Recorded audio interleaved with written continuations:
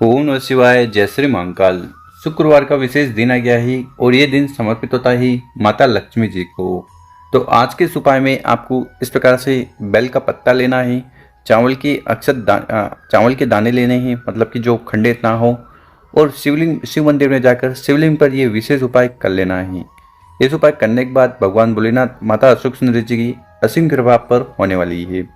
उसके बाद हर प्रकार की कामना तो पूर्ण होगी, साथ ही साथ जीवन में आ रही किसी भी प्रकार की समस्या भी है ना, वो समाप्त होगी। तो ये उपाय कैसे करना है वो तो हम बताएंगे। उसके पहले इस वीडियो को लाइक कर दें, चैनल पर नए हो सब्सक्राइब कर दें, और कम से कम 5 लोगों के साथ व्हाट्सएप पर इस वीडियो को जरूर शेयर करें, उन लोगों की मदद करें। तो आज के इस वीडियो में हम आपको 3 महा उपाय बताने वाले हैं। जो उपाय आपको सर्वश्रेष्ठ लगे, अच्छा लगे, कोई एक उपाय जरूर कर लीजिएगा, समस्या समाप्त करने के लिए, कामना पूर्ति के लिए। तो पहला उपाय है, विशेषकर आपकी ऐसी कोई दिल की बात है, विशेष है, मतलब कि इच्छाएं हैं जो पूर्ण नहीं हो पा रही है, ठीक है, तो फिर ये विशेष उपाय जरूर करना है। इस उपाय करने के बाद आपके कार्य बनने लगेंगे, ठीक है। और अगर व्यापार में, नौकरी में उन्नति नहीं हो पा रही है तो उन्नति हुई होगी। इस वाले उपाय के लिए क्या क्या सामग्री की जरूरत है देखते जाइएगा। सबसे पहले आपको चावल के दाने लेने हैं, कितने, गिन कर 11 अक्षत के दाने लेना, जो कहीं से खंडित टूटे फूटे ना हो, क्योंकि शिवलिंग पर कोई भी खंडित चीज समर्पित नहीं की जाती। इसी के साथ आपको लेना है तांबे का लोटा, ठीक है। तांबे का लोटा क्यों, गुरु जी कहते हैं कि तांबे का लोटा लेकर उसमें आपको अपने घर से जल भरना चाहिए शिवलिंग पर समर्पित करने के लिए। तो यहाँ से आपके घर से जो भी दुख परेशानी समस्या है, बाधा है, वो समाप्त होने लगती है। तो ऐसे कर से तांबे का लोटा लेकर उसमें अपने घर से शुद्ध जल भर लेना ही। इसी के साथ जो अगली सामग्री है वो है बेल का पत्ता, मतलब कि आपको इस प्रकार से एक बेल पत्र ले लेना है। और फिर इन सभी सामग्री को लेकर महादेव जी के मंदिर चले जाना। सुबह शाम किसी भी समय इस उपाय को कर सकते हो। मंदिर में पहुंचकर आपका चेहरा उत्तर दिशा की तरफ होना चाहिए। देखिए, यहाँ पर आपकी जानकारी के लिए बता दें, शिवलिंग के ऊपर चावल का उपाय करते हो आर्थिक स्थिति सुधरती है, साथ ही साथ आपके जो अटके हुए कार्य हैं बनने लगते हैं। बेलपत्र का उपाय करने से घर में अगर कोई व्यक्ति जो बीमार है, परेशान है, उसकी समस्या समाप्त होगी और भगवान भोलेनाथ प्रसन्न होंगे, कामना पूर्ण करेंगे। तो इस उपाय में करना क्या है, सबसे पहले जो 11 चावल के दाने हमने आपको बताए हैं, उन चावल के दाने को उठाना है और इस जल के लोटे में सम्मिलित कर लेना है, मिला लेना है। उसके बाद जो एक बेल का पत्ता हमने बताया है, बेलपत्र बताया है, उसको उठाना है। उसको आपको अपने सीधे वाले हाथ में इस प्रकार से रखना है। डंडी होगी आपकी तरफ, बड़ी पत्ती होगी शिवलिंग की तरफ, ठीक। और अगर आपके घर के आसपास शिव मंदिर है तो ये कार्य आप अपने घर से भी कर सकते हो। करना क्या है, वो जो तांबे का लोटा है जिसमें आपने 11 चावल के दाने डाले थे, उस तांबे के लोटे को उठाना है और ठीक अपने सीधे वाले हाथ पर इस प्रकार से रख लेना है। सबसे पहले आपको बेलपत्र रखना है, उसके ऊपर तांबे का लोटा, और इसको लेकर आपको शिव मंदिर चले जाना है। सबसे पहले उस तांबे के लोटे को उठाना है और धीरे धीरे कर पूरा जल शिवलिंग के ऊपर उड़ेल देना, समर्पित कर देना, पंचाक्षर षडाक्षर मंत्र का स्मरण करते हुए। और जितने भी चावल के दाने हैं उनको आपको शिवलिंग के ऊपर रख देना है, ठीक। उसके बाद जो एक बेल का पत्ता है उसको उठाना है और अपनी जो भी दिल की बात है, कामना है, इच्छा है, उसका स्मरण करते हुए, उसको याद करते हुए उस बेल के पत्ते को शिवलिंग के मतलब ये दोनों जलाशय के बीच में जो मोटी सी लाइन है यहाँ पर समर्पित कर देना है, माता अशोक सुंदरी वाली जगह पर, ठीक है। इतना उपाय हो गया। फिर शिवलिंग के पास बैठकर भगवान भोलेनाथ, माता अशोक सुंदरी जी से आपकी जो भी कामना है, इच्छा है, दिल की बात है, जो आप चाहते हो कि पूर्ण हो जाए, चाहे वो व्यापार को लेकर हो, नौकरी को लेकर या किसी कार्य को लेकर, तो उसके लिए निवेदन प्रार्थना कर लेना है। तो इस प्रकार से पहला वाला विशेष उपाय जरूर करिएगा। अब जानते हैं गुरु जी द्वारा बताया गया दूसरा उपाय। ये उपाय क्यों करना है, देखिए, अगर आपके घर में माता लक्ष्मी जी का वास नहीं है, यानी कि लक्ष्मी से जुड़ी समस्या आ रही है, धन संपदा में वृद्धि नहीं हो पा रही है, आपके कार्य अटके जा रहे हैं, ठीक है, जीवन में बिल्कुल भी सुख शांति नहीं है, समृद्धि नहीं हो पा रही है, कोई भी कार्य सही ढंग से हो नहीं पा रहा है, ठीक है, तो फिर आपको ये विशेष उपाय जरूर कर लेना है। तो इस वाले उपाय में जो सबसे पहले सामग्री आपको चाहिए वो है दुर्वा। दुर्वा मतलब इस प्रकार से जो घास आती है ना, उसका आपको छोटा सा बंडल बना लेना है और उसको ले लेना। इसी के साथ जो अगली सामग्री है वो है दूध। कौन सा दूध, देखिए, गुरुजी कहते हैं जब भी दूध लो कोशिश करिएगा गाय का कच्चा दूध लो। कच्चा मतलब जिसको एक बार भी गर्म ना किया गया हो गैस स्टोव पर, तो इस प्रकार से आपको कच्चा दूध ले लेना है। इसी के साथ जो अगली सामग्री है वो है लोटा। लोटा कौन सा, स्क्रीन पर देखिए।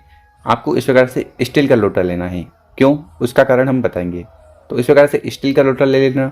उसमें सबसे पहले आपको डालना है जल, मतलब कि जल से आपको उसको भर लेना है।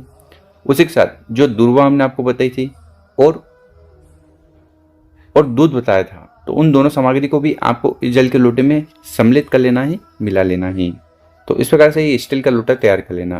देखिए, जब भी जल के लोटे में दूध डालो तो वो तांबे का नहीं होना चाहिए, वो स्टील का होना चाहिए।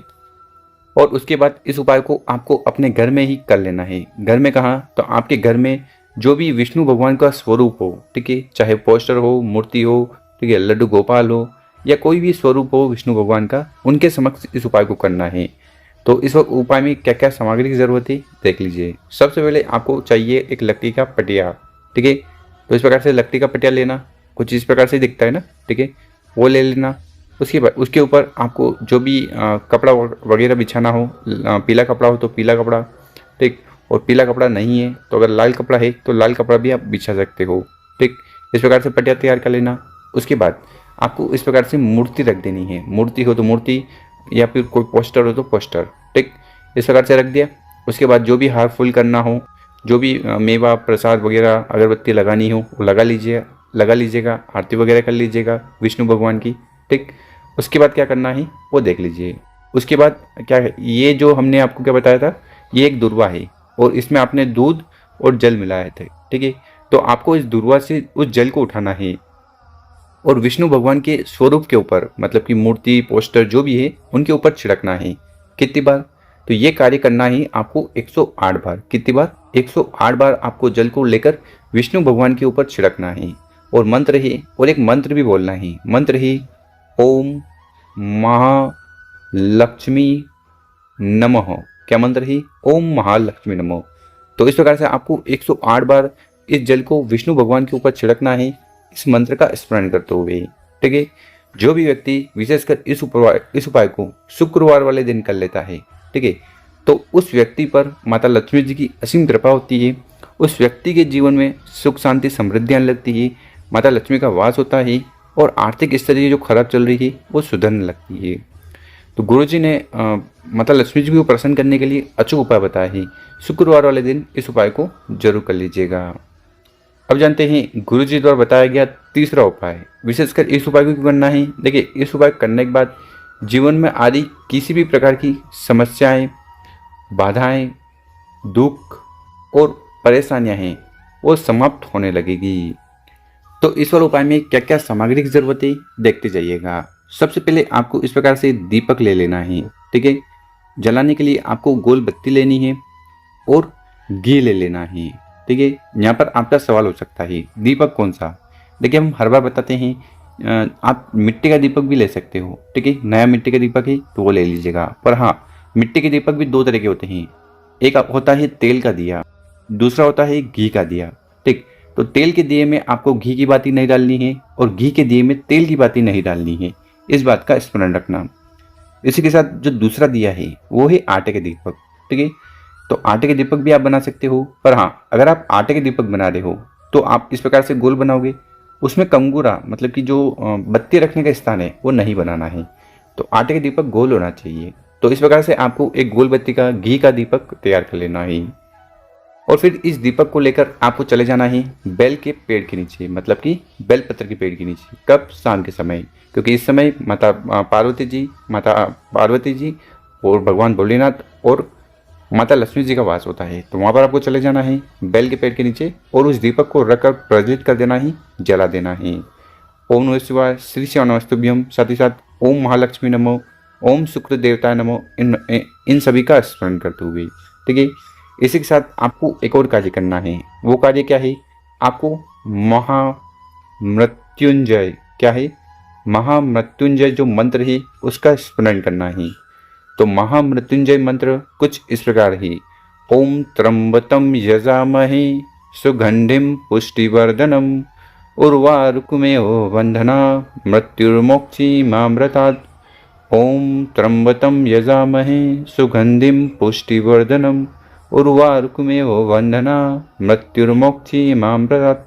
इस मंत्र का 3 बार, 5, 7, 11 जितनी बार बन पाए मंत्र का स्मरण कर लेना ही। गुरुजन का है जो भी व्यक्ति इस प्रकार से मात्र एक गोल बत्ती का दीपक बेलपत्र के पेड़ के नीचे लगाकर महामृत्युंजय मंत्र का जाप कर लेता है ना, तो उस व्यक्ति के जीवन में जो भी रोग, पीड़ा, समस्याएं, बाधाएं और जो बीमारियां हैं वो समाप्त होने लगती है शुक्र देवता की कृपा से। तो गुरुजी ने बहुत ही अचूक उपाय बताया है, तीनों में से जो उपाय अच्छा लगे जरूर करिएगा। मेरे प्यार दोस्तों, वीडियो अच्छी लगी हो इस वीडियो को 5 लोगों के साथ व्हाट्सएप पर, इंस्टाग्राम पर या फेसबुक पर जरूर शेयर करें। ओम नमः शिवाय, जय श्री महाकाल। मिलते हैं हम आपसे एक और नए वीडियो में।